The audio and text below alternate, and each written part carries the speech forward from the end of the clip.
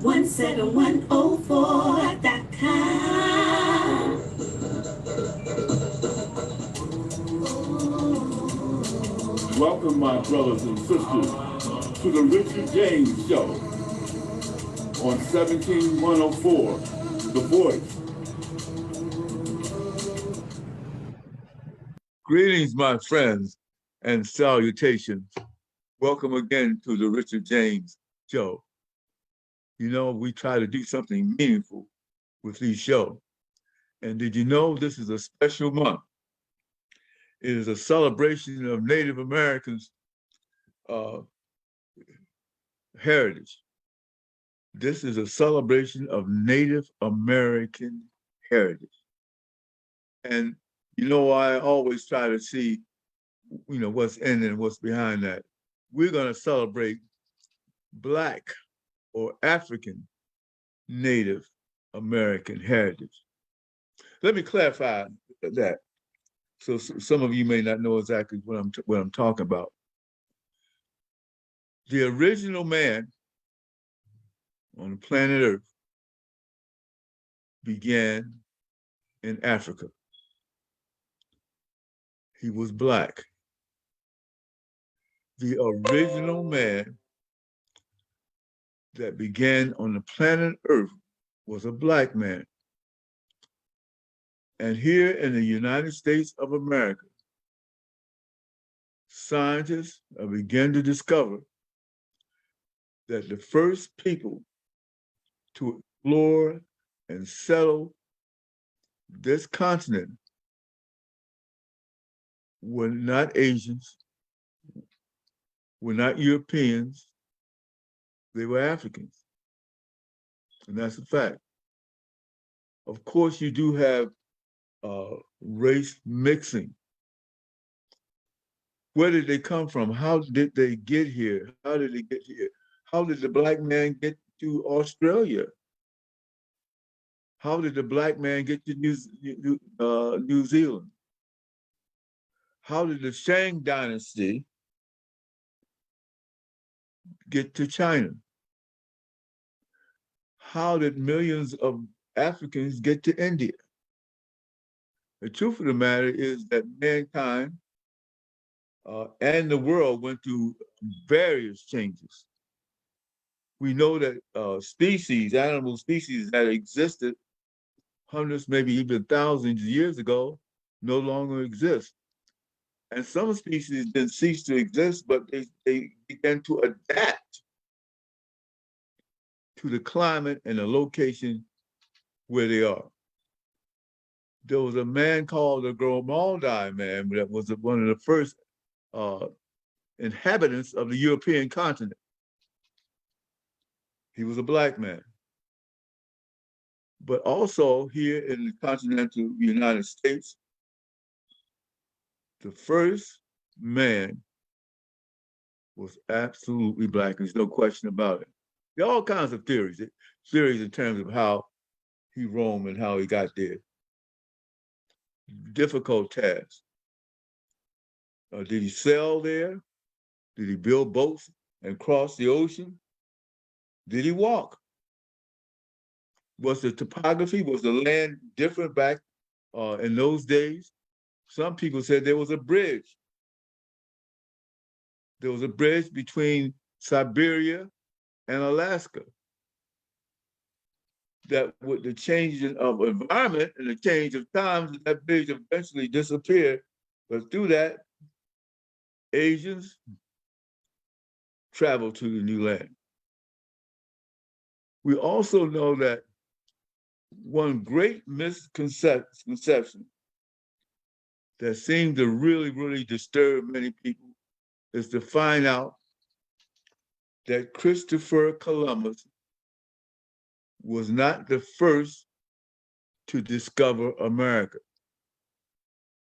When he got here, there were thousands of people already here. So how in the world did he discover anything? And if you read his writings,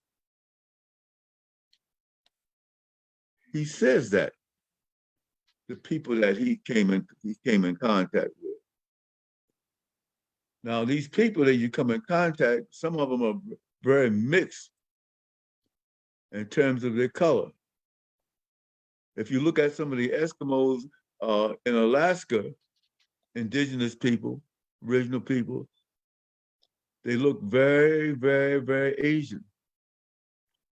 But then if you look at some of the, there's some tribes in this country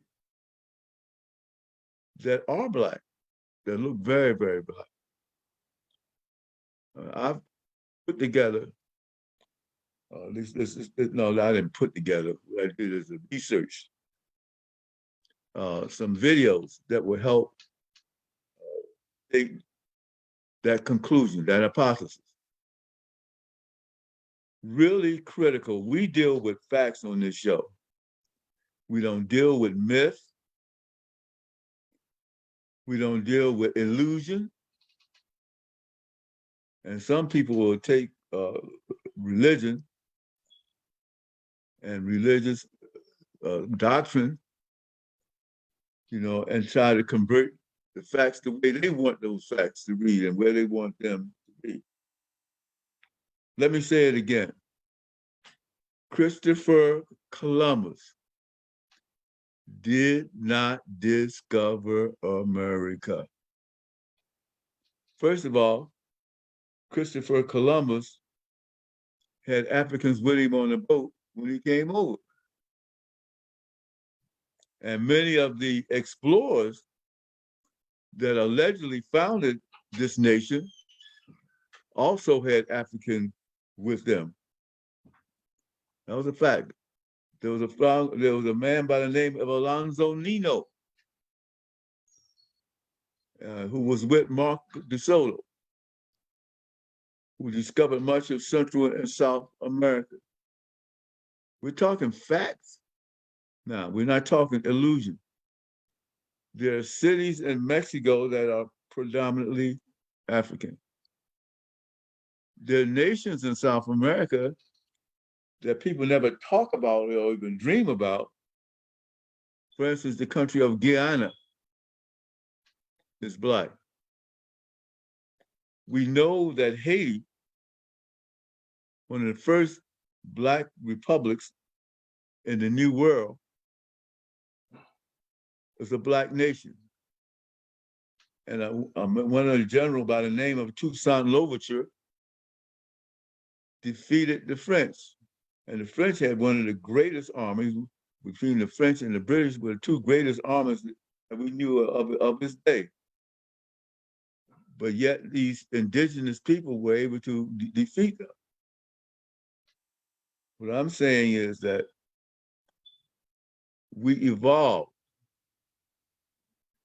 Of course, there were some later atrocities that were committed by the French against the Haitians and against the Senegalese and against people all over the world, good and bad. And also the British, the same way. The British had slavery. And at one point, prior to the dissolution of slavery in this country, the UK or United Kingdom dismantled slavery. But back to indigenous people. Why am I so interested in this? You've heard some African Americans, when you ask them about their ancestry and ask them if they had any Native American blood, and they'll say yes. And people say, oh, they're just trying to be something different. They don't want to be black. But that's not true. There are many, many, many African Americans that have Native American blood. There are Caucasians that have Native American blood. There was race mixing going on. And so this existed, it happened, and we're going to expose it. But yeah, we're celebrating Native American Heritage Month. We're celebrating Black Native American Heritage Month. We're going to start out with a brief video that's going to do some clarification, give you some clarification of exactly what the position is, and then we're going to continue the dialogue.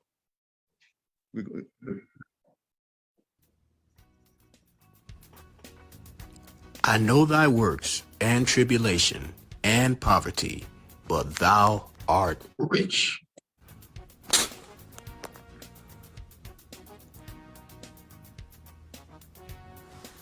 Welcome to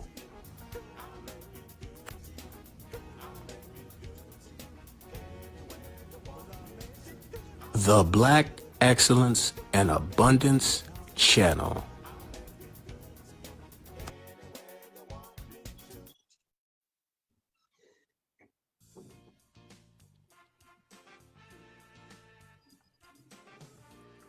Black Native Americans have been all but ignored in this country. We have been written out of the history books, and it is as if we never existed in the first place.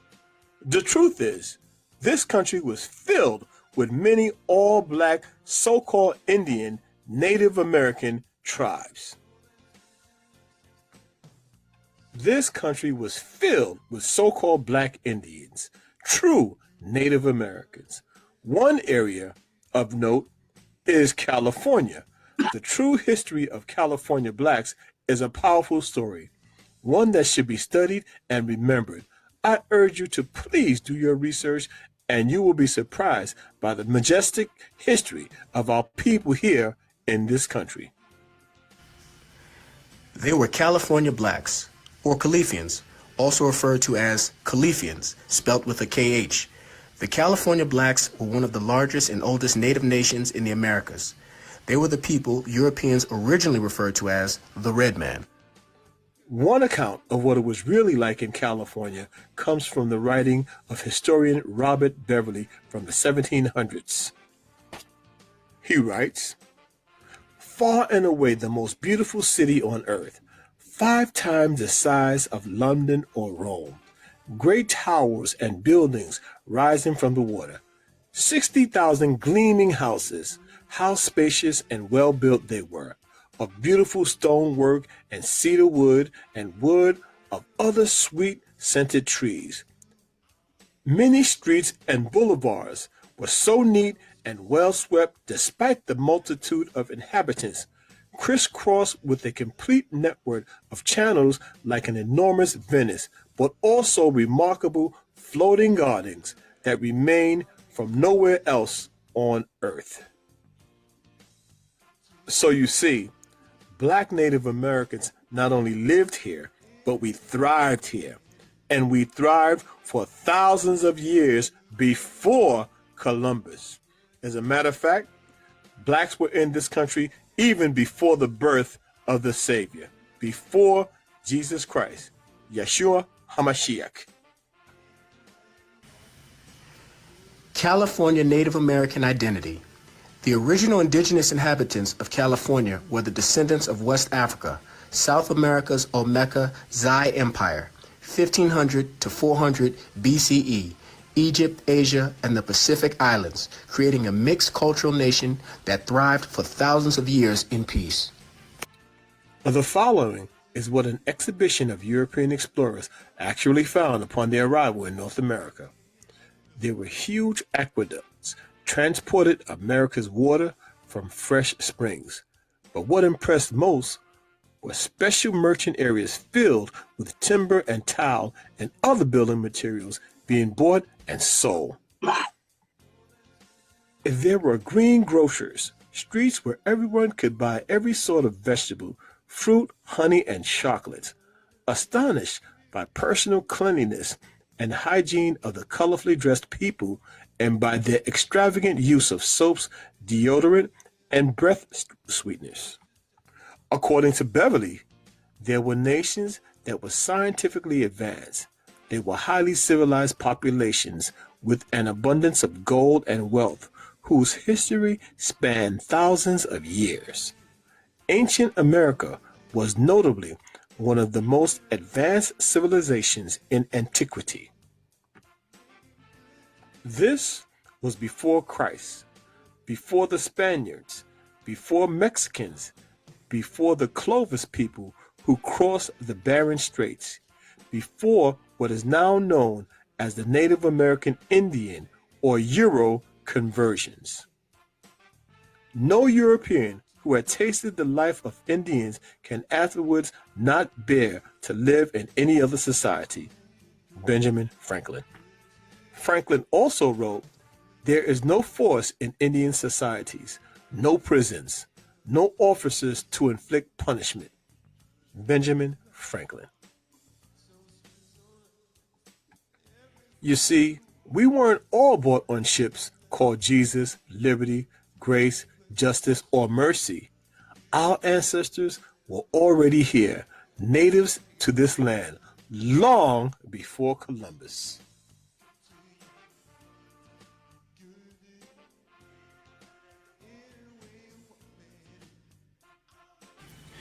Gigantic stone heads in central Mexico. The Olmec civilization was the first significant civilization in Mesoamerica deemed mother culture of Mexico by some historians. This civilization, dominated by Africans, is best known for the colossal carved heads in central Mexico that served as even more evidence that Africans sailed to the New World before Columbus. The heads are clearly crafted in the likeness of Africans. The same civilization that created these giant heads was also responsible for introducing written language, arts, sophisticated astronomy, and mathematics to a Mesoamerican civilization, ancient African historian Professor Ivan van Sertima explained. We do want to point out that there is evidence of other races in the Americas prior to the arrival of Columbus. There were Asians, Pacific Islanders, and there's even evidence of Europeans before Columbus. But the landscape was definitely dominated by the black people, the black Native Americans.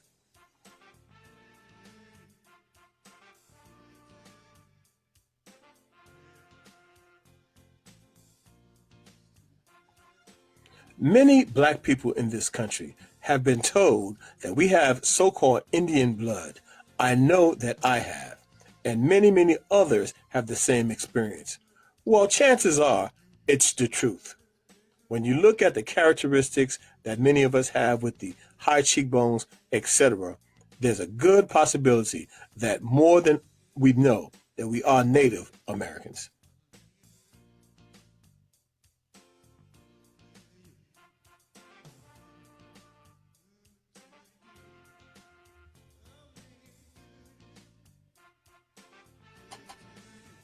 While we know that many of our ancestors did come in on slave ships, however, we know that there is proof that millions upon millions of our ancestors were here before Columbus, before the transatlantic slave trade.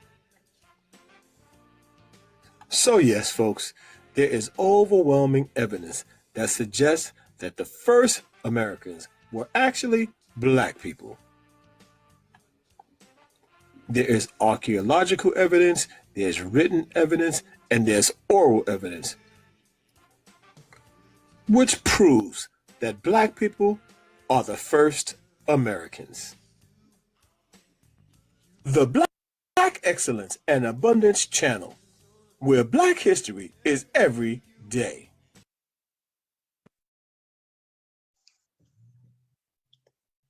We're dealing with facts.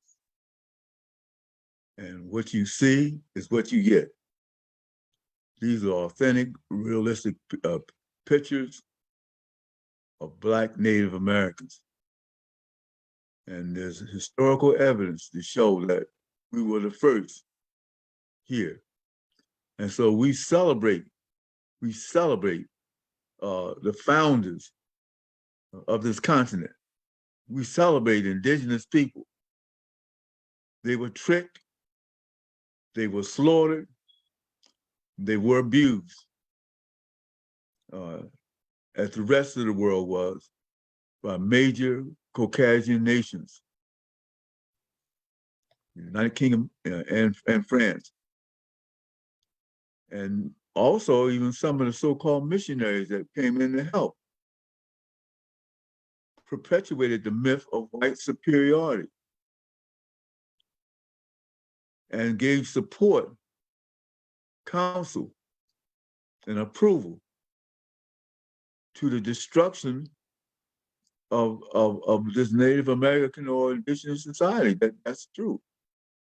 Now, that's not to say that there wasn't a lot of good done by missionaries and they'll continue to do good, because some churches have social services and they're really trying to do some things. So I'm not condemning. All I'm saying, the reality is in the early days that the churches, Catholic churches, other churches, supported government and supported the dismantling and the destruction of these people. Some of the things I want you to listen to when we talk about a trail of tears, the things that you ought to know. Because in order to improve things, in order to look forward things, you got to look back on things that happened years ago. And also look at some of the things that are continuing to happen today. Today is election day, a critical crossroads with this nation. Democracy is on the ballot. Are we going to support the people involvement in governing themselves? That's what democracy is all about. Because we have folks that want to overthrow that wants to destroy that don't even understand what's really going on. So let me just stop and say, yes, we're celebrating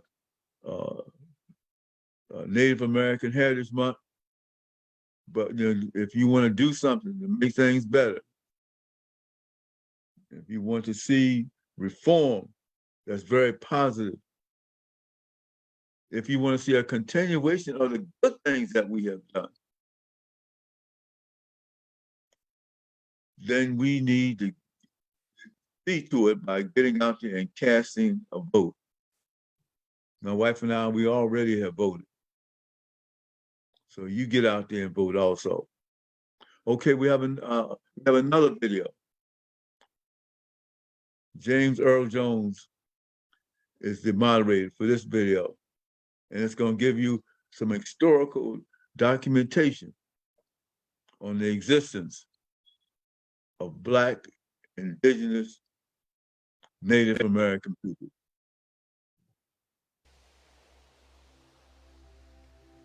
All the history books tell it.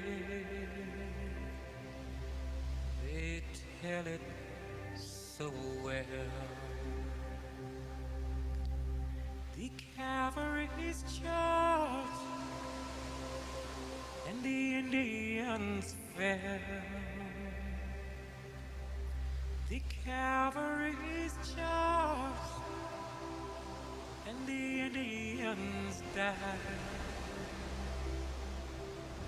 Oh, the country was young then, with God on its side.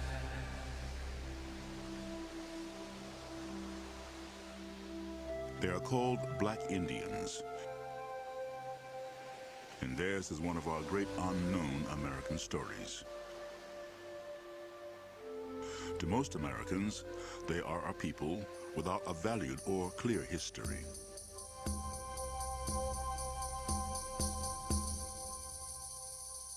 Many prominent Americans throughout our past have shared this blended African and Native American ancestry. Crispus Attucks, the first American patriot to fall at the Boston Massacre. Frederick Douglass, former slave and great spokesman for emancipation. The famous poet Langston Hughes. It is a great story, that of the Negro in America. The renowned singer Tina Turner. If it was that easy, we would have all been there years ago. Civil rights leader Jesse Jackson. Our time has come. Thank you very much. Despite such a distinguished ancestry, Black Indians are a people whose collective past is barely known.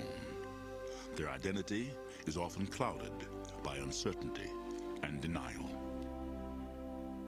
Born out of the tragic conquest of Indian peoples and their lands, along with the enslavement of Africans, Black Indians are in fact the ultimate survivors in America's difficult struggle with racial and cultural difference.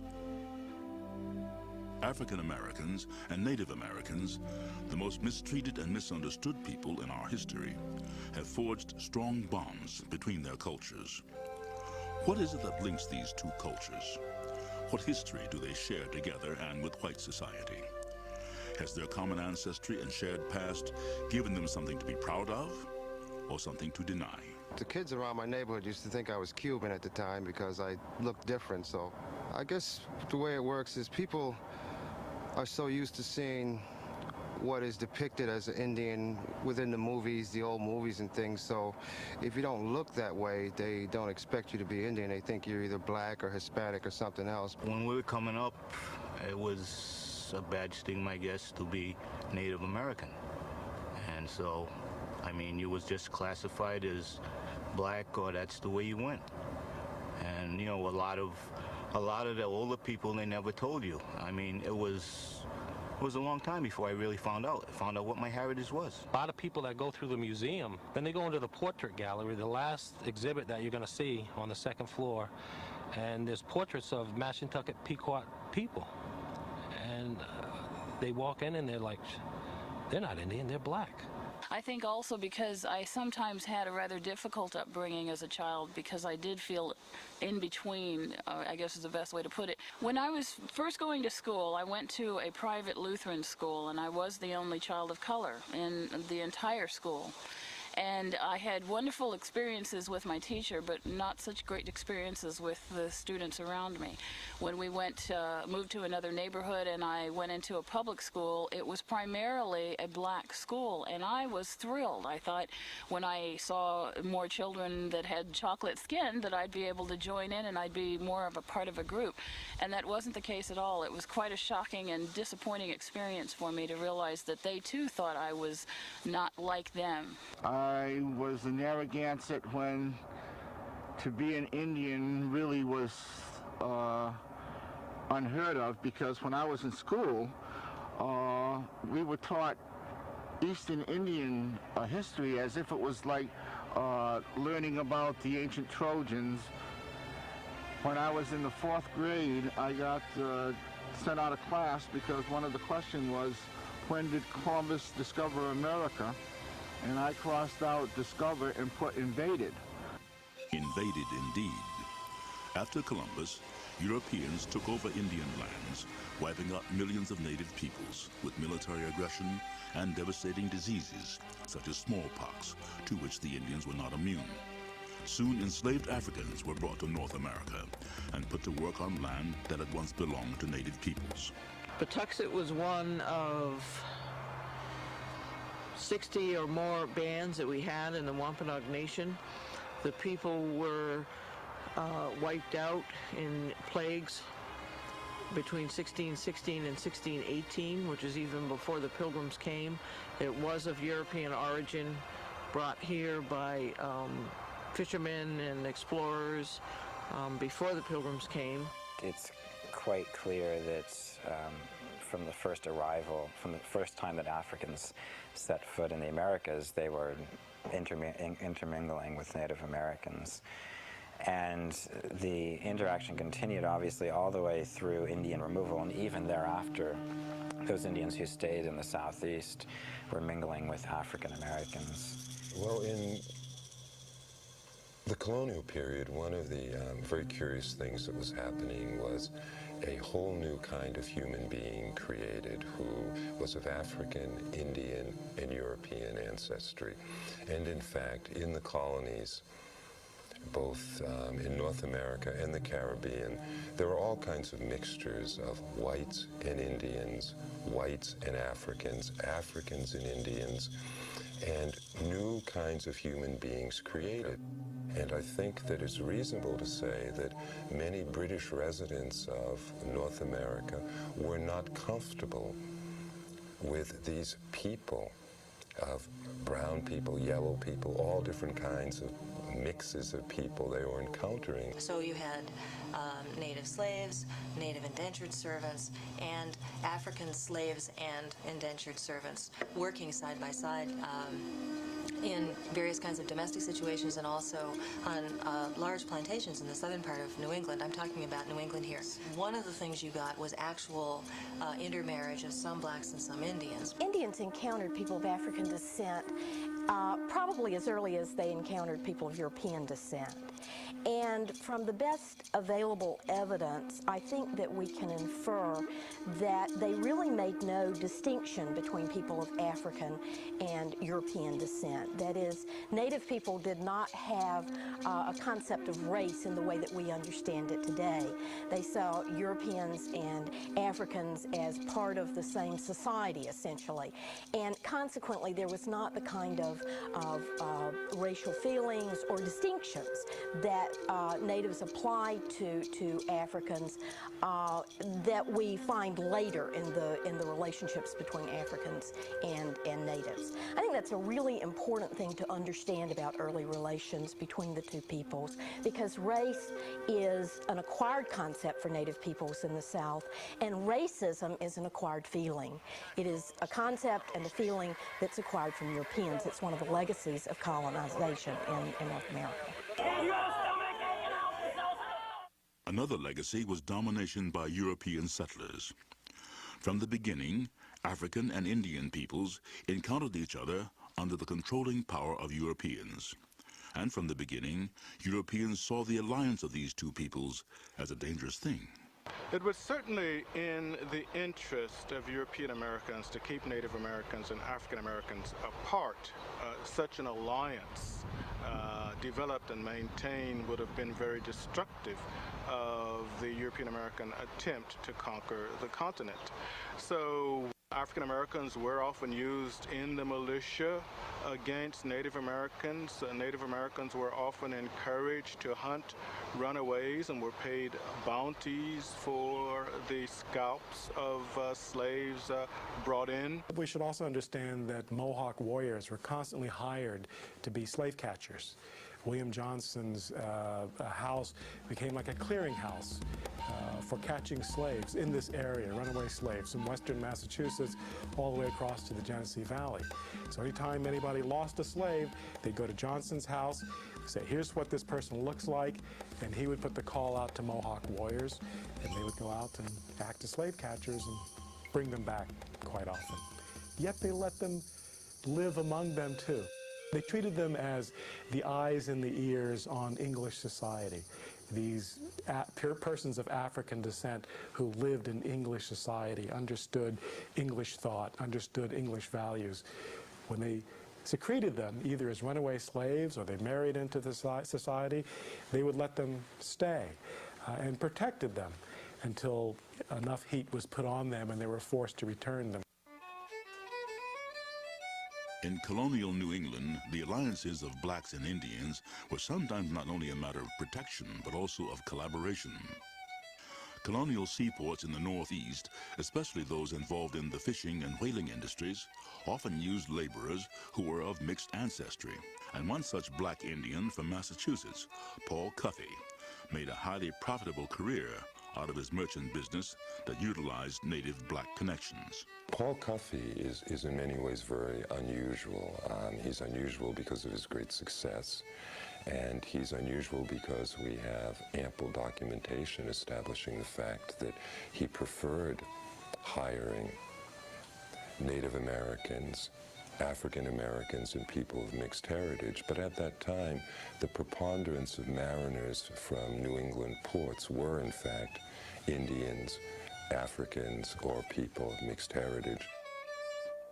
Most native and black encounters and alliances took place along the East Coast, usually through intermarriage, especially in the years after the American Revolution. Sometimes these African and Indian relationships came together out of strategic necessity. Other times, out of shared experience, mutual support, and love. We see by about 1750 or so, with native communities in the Northeast, intermarriage between Indians and blacks. We find intermarriage beginning to occur between Indians and blacks in the Northeast. So that by the 19th century, with Narragansetts, for example, with Pequots, for example, they are seen as people more African than Indian. There is, in fact, an advantage to an African male slave in 18th century New England hooking up with an Indian woman. Even if indentured, an Indian woman was free, and from the maxim that the child follows the condition of the mother, a slave who had children with an Indian woman would be producing free children, regardless if he should remain enslaved himself. I guess if you knew anything at all about the history of our country and the fact that these two tribes' experiences somehow meshed in time and in level of tragedy, it seems only natural that there would be black Indians. These two tribes were walking the planet being persecuted by another tribe, that they found solace in each other. They survived by joining together. That's what you do. That's what all humans do in an effort to stay alive. As historians, we almost never talk about love or emotional support that people provided to one another. You'd have to imagine a person taken from his or her Indian family at the age of 4 and put into servitude in a white household. This person would not necessarily have grown up speaking English and would have found him or herself very isolated. And in their narratives, 18th century Indians do talk about a profound sense of loneliness, isolation, and that their only social contacts were with the other people who were servants or unwaged laborers in these households. So that many of the relationships between African Americans and Native Americans in colonial New England are rooted in this experience of servitude and slavery. Elsewhere, the alliance between Indians and blacks grew out of military necessity. This was especially true with the black Seminoles of early Florida. Theirs was an alliance that began with slaves fleeing their masters in neighboring Georgia in the early 1800s. These black Seminoles soon proved to be a powerful combination. From the beginning, Africans made valuable contributions to life in tropical America. They transplanted a rice culture they had perfected in Senegambia and Sierra Leone. The Seminole tribe, which took in migrating Creeks as well, was used to accepting people who were different, so welcoming runaway African slaves from Georgia posed no problem. What we find in the first quarter of the 19th century is a military alliance and an alliance of convenience and an alliance of common purpose forming between the Seminole Indians, or the people who are being generically referred to as the Seminoles, and these slaves, these hundreds, not thousands, but hundreds of ex-slaves who are finding refuge in Florida. They have common goals, and their goals are to retain their freedom and to thwart the determination of the white government to remove them or return them to slavery.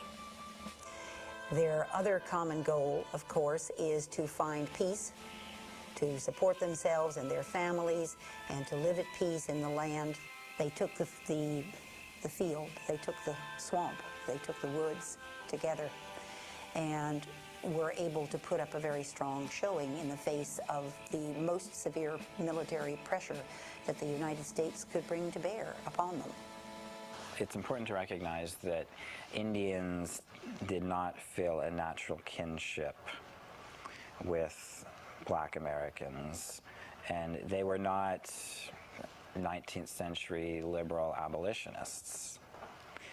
So their reasons for joining with African Americans were far different from what we might imagine today.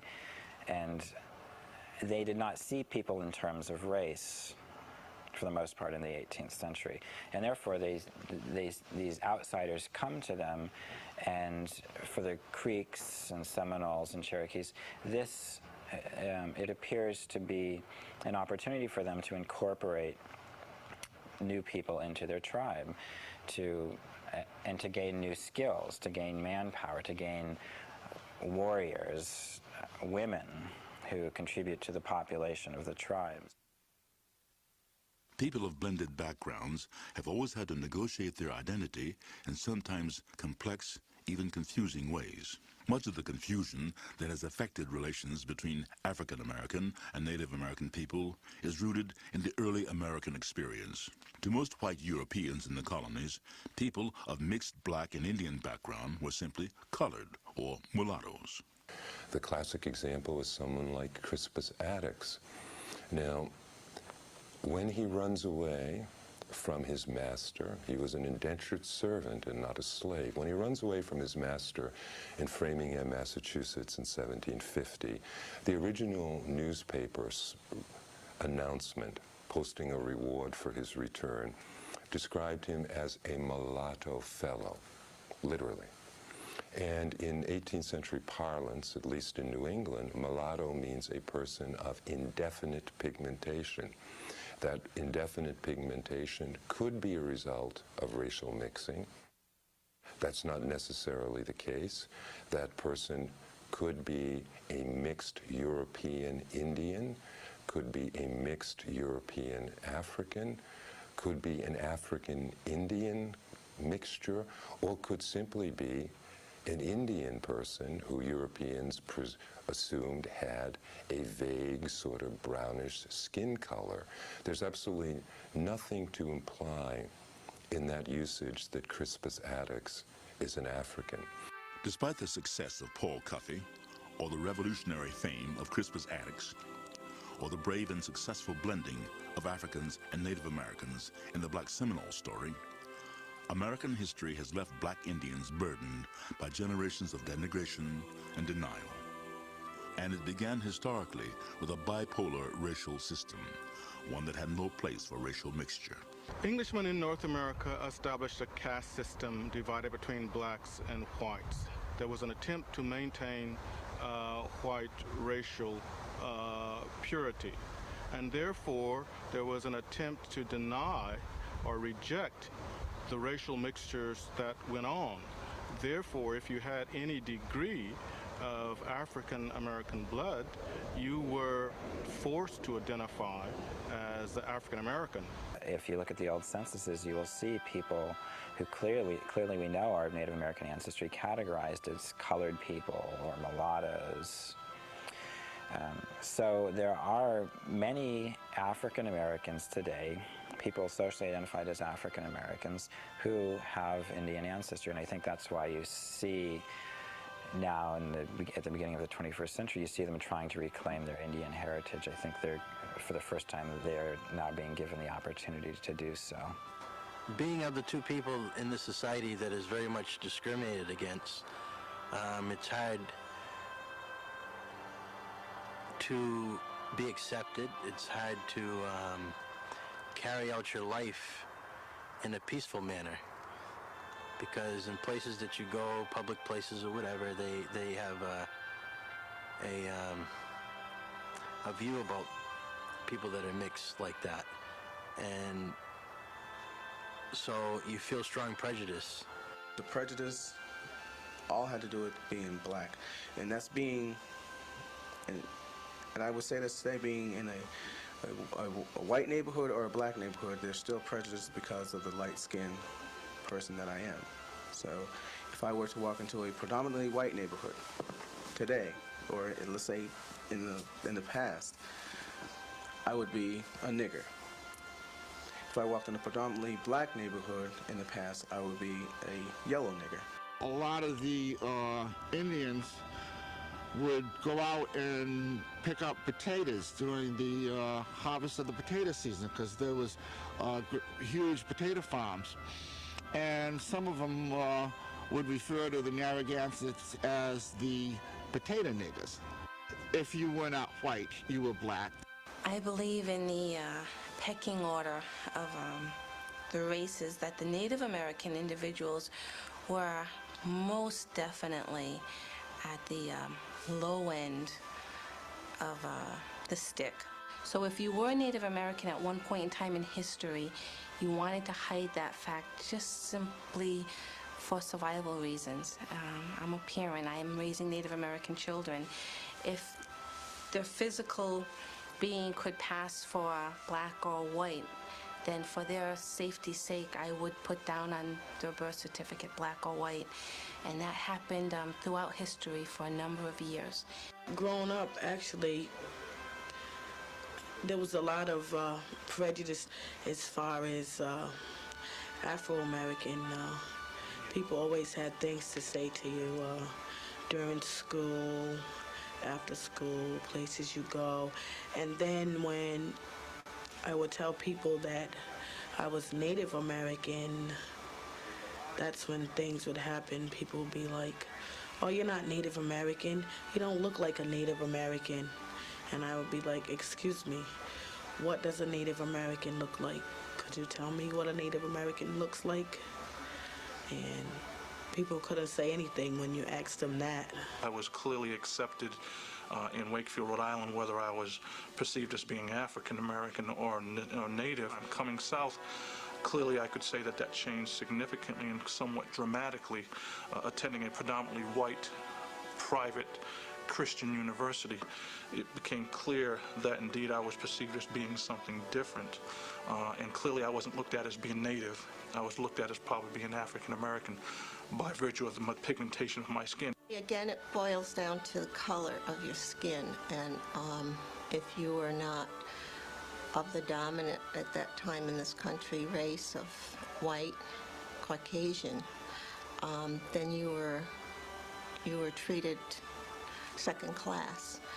We were not allowed to go into the restaurants, and I was also married while I was in college, and we were not able to stay at a hotel or to go to a movie and sit in the movie theaters with the Caucasians. So those kinds of prejudices I did feel. I could not go into a restaurant and sit down and have a meal. I went to college in Arizona, and I visited a friend at Northern Arizona University and saw a terrible car accident.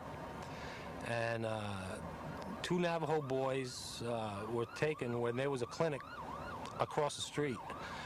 Were not taken to the clinic. They had to be taken to a Navajo clinic. And these are life-threatening injuries. Take them 10 feet and they could get treated.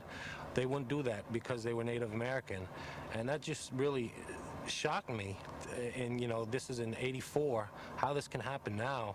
And it just kind of sets you back on some of the prejudice that is still around today. I came from what you might call 2 cultures. Although I went to a purely white school, my schooling on the other side was through my elders. Now, for example, I was fully aware that we as a people could not talk our language. If we were, and we were convicted of it, the authorities could take our tongues. Could be in meetings. The only place that we could meet without interference was at the Indian Church and Meeting House. And there we got around that and did our tribal business, because instead of having a tribal council, we had a church council. Instead of, say, a chief, you had a deacon. Instead of a medicine man, say, a prophet. We were sitting on a plane one day, my wife and I talking Cherokee, and a lot of the African Americans didn't know what we were. A lot of the Hispanics didn't know if we were Jamaican or Cuban or Latino, and the white passengers in the plane certainly didn't have a clue, because that's the first time they ever heard Cherokee spoken. So we thought that's unique. You know, it takes a Cherokee to understand Cherokee. So I thought that was real amusing. We sitting on the plane talking, everybody staring at us. I don't think they were staring at us because I was black and Indian. They were staring at us because they didn't know what we were saying, conversing in, or what language. We have to face it, there were and still are times when being a person of color is not necessarily a good thing. And when you are made to feel uncomfortable and inferior with that reality, you certainly are not going to share it and be very open about it. When I was in the tribal attorney's office, there was a woman there who made some derogatory, a showband woman who made some derogatory comments about blacks, just casual comments about those people and how they talk and that kind of thing. And she didn't realize I was black. I could tell she didn't realize I was, but this was early on. And I called her on it. And, you know, the whole office, we got together and talked a little bit about that Valerie's, you know, mixed black and that comment. She was offended and, you know, you ought to be. And she apologized to me and things went on.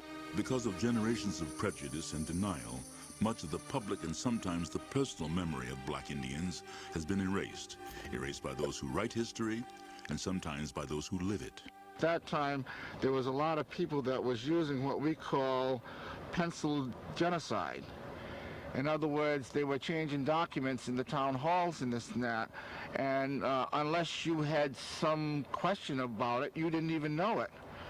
So, for example, in my dad's family, my Aunt Marion, my Aunt Josephine, and my Uncle Lewis were down as Indian.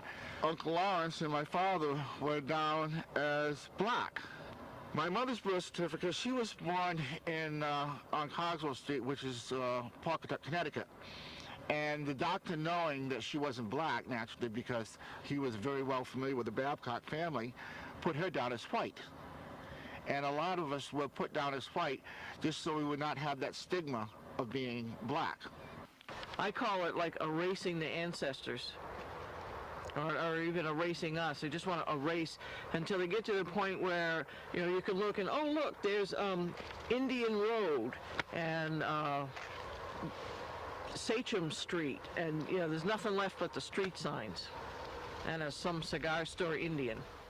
You can go to any place in the state of Oklahoma, and every place every few miles up and down the highway, depending upon what nation you're in, you will find all kinds of gift shops and see things, oh, come and get a Cherokee doll, or come play some Choctaw or Creek Nation bingo, and come and do this and do that.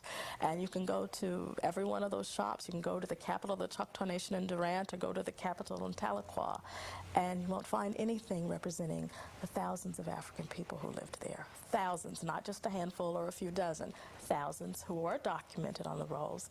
Over 20,000 African people were there. They weren't just there and invisible and doing nothing. My grandmother never really talked much about her Native American heritage. When I think back on my memories of her, the things that she did that I identified as being Native American, I think she did merely because she didn't know what else to do. That's the way she was trained, that's the way she was taught. But if you were to ask her to face those things or identify those things as being particularly one, you know, thing or another, she would back off from that. She never, ever really wanted to share much of it. When I would go to the various establishments, there was a color line there. And one place that I went to, it was a dance, and we went in there, and there was a Indian girl who was at the desk. And she said, I'm sorry you can't come in because you're not white. And I said, oh, I know that. I'm Narragansett. And she said, what's Narragansett? And I said, a Narragansett Indian from Rhode Island. And she said, there is no such thing. Throughout the 19th century, you get every few years a notice of the last full-blooded Narragansett has died. And the last Indian dies and dies and dies. And then by 1880, when hearings to detribalize them take place, part of the topic that is discussed in the hearings on this, and part of the rationale for detribalizing them, ultimately, is that they are not authentic Indians, they are really Negroes. There's always erasure going on in terms of one's identity, and to me it seems hooked into a particular political time period in which one is living. Now, if you back up to the removal time, you could say teens through the 30s. Removal really began about, as you know, 1817, 1818. If you back up to pre-Jacksonian America, Jacksonian America, and the time of Indian removal, there's no advantage to identifying as Indian. unless it was very important for you to keep your family and kin and nation together. If you were most interested in remaining where you were, because that was sacred ground where you were living, because you did not want to be removed, then there was advantage of identifying as African, which means then you would not be rounded up, put on the rolls, and sent west, but you could stay right where you were.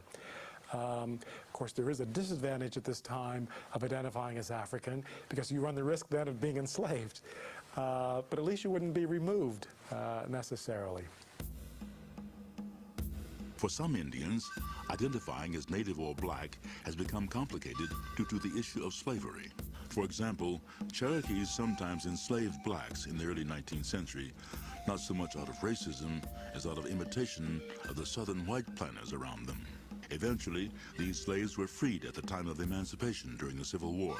These Cherokee freedmen discovered that the United States government, under the Dawes Commission, treated them as much less than equal citizens. Around the turn of the century, the Cherokee were once again part of a government operation known as the Dawes Commission. And at that time, the land which we held in common at one time for time immemorial became individual allotments to Cherokee citizens. Indeed, the whole construction of the Dawes Roll, by which Indian nations were allotted, is based on the assumption that blood quantum, that is the degree of any particular ancestry, white, Indian, black, the degree to which you are one of those determines certain cultural characteristics. That is, how able you are to manage your allotment. It was at that time that the separation as citizens between black freedmen and Cherokee by blood was made. The Cherokee freedmen, if they were not also Cherokee by blood, were not given an allotment and thus were not part of the Dawes enrollment process. A lot of knowledge that's been erased. The fact that freedman was never in my vocabulary, I never heard that in terms of a designation of my family history. My father always talked about being of part Choctaw ancestry, but his father, who died in 1940, my grandfather, was on the roll as a Choctaw freedman. The last person in our family who died, who was on the Dawes rolls, just died this year. She was 94. She was a Choctaw freedman newborn. And when I spoke with her, and whenever I would talk to her, she would always talk about, well, Grandma was Indian, of course, but she never, and I'm part Indian, but she never referred to herself as freedman. By the 1960s and 70s, self-identification began to carry increasingly intense political meaning, which did not promote harmony between blacks and Indians. If a man has not discovered something that he will die for, he isn't fit to live. Beginning in the late 60s, black power advocates stressed roots and ethnicity in transforming black from a racial category to an ethnic one, dedicated to political action and group betterment. It would be fitting and symbolic that ships from all over the world entering the Golden Gate would first see Indian land and thus be reminded of the true history of this nation. Although red power soon gained currency, the civil rights movement at first tended to create tension between the different agendas of blacks and Indians in modern America. Now, if you move up to the 1960s, 70s, and 80s, what's the advantage there of identifying as either African or Indian? Well, this is all tied up in the civil rights movement. The 60s or 70s, the currency there was blackness. I had a lot of problems in the black community, and they got progressively worse as I got older, and I think part of it was the knowledge that black people were having, the raising of black consciousness with the Black Panther Party and Black Power, and I remember Angela Davis. I remember AIM and Wounded Knee. Where's claiming Indian ancestry going to get you anyway, when in the 50s, the movement for civil rights is for African Americans? The Brown versus Board of Ed, the civil rights case of 1957, the voting rights case, the civil rights case of 64, the civil rights piece of legislation, Voting Rights Act of 65, those are directed to African Americans. So what does it gain you to declare yourself as Indian? Not till I'd say the late 60s, 70s at least. Right now, it's vogue to be Native, whether you're in Lexington, Kentucky, whether you're in Oklahoma, what have you, whether it's through arts, whether it's through museums, it's vogue, it's popular to be Native now. And so it's very easy for people to say, count me, I'm Native as well. And I don't think it's quite that easy. In the late 20th century, we finally reached a moment in our history where it is possible for members of social groups other than the European Americans to become very, very proud of their heritage, to increase their own awareness of their own heritage. And as a consequence, there are internal pressures inside African American groups to exert their own political influence, their own political force, to find their political voice inside the United States today. This is an absolutely natural and highly commendable movement. Native Americans are doing exactly the same thing in our society today, and they are working very hard to reach the kind of consensus in the Native American world that will give them the power of their own political voices. Having a powerful political voice is important, but for most people from blended backgrounds, the struggle remains one of finding a clear and proud sense of personal identity. There is an African-American attitude that does not accept the legitimacy of the term Black Indians. All people of African heritage are African. So that the Afrocentric position argues that Black Indians are not Indians, but are in fact African people. So individuals... We're coming down to the end. We're coming down to the end of the show. I totally disagree with what those last few people said. That's actually a lie. We have always been an open community in terms of accepting people of other ethnicities. And there's been a major amount of integration with Native Americans and African Americans. I would say a large percentage of individuals that I know, a large percentage of people that I know who are African or have Native American background, including myself. My grandfather was named Lucius Amster. Amster is a German name, but he had, I was told that he was half Cherokee, and that he also came out of that community.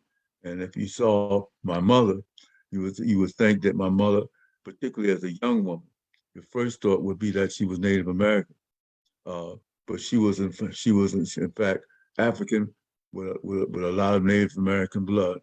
We were always taught to respect and love other people, particularly Native Americans. As a matter of fact, there were situations that occurred in the South where Native Americans invaded plantations in order to free African Americans. We're down to the end of the show. We're going to do a second show on this. This is not enough time. It's a big topic. Sometimes people put their own insecurities out and they assume some things that ain't necessarily so. And I think that's what you hear here. But I want you to hear what people said. And we're going to hear some other folks and some other thoughts on this topic. I want to thank you again for tuning in. And thank God for you. Thank God for 17104 that gives us an opportunity to express ourselves. And we leave on this note, go out and vote. Go out and vote. This is a critical election, and we need you, my friends. God bless you, and may heaven smile upon you. Richard James, Moore Kenyatta Project, signing off.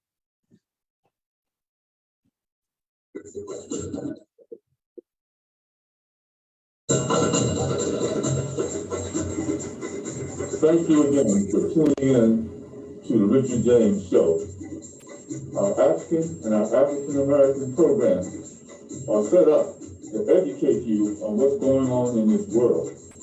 And thank you for taking out the time to listen. Let us hear from you sometime also. So this is your neighbor and your friend signing off. Until I see you again next week and hear from you again next week, so long. God bless.